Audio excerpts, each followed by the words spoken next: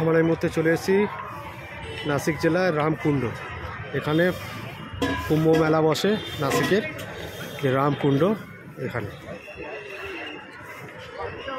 পুরাণ অনুযায়ী রামচন্দ্র এখানেই স্নান করেছিল।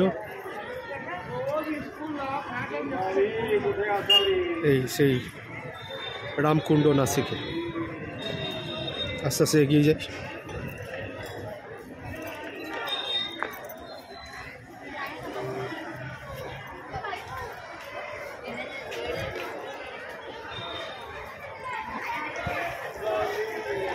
দু 2027 এই রামকুণ্ডতেই হবে কুম্ভ স্নান।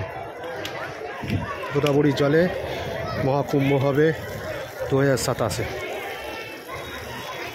জয় মা গোদাবরী, জয় কুম্ভ, জয় শ্রীরাম, জয় মা সীতা, জয় সীতারাম।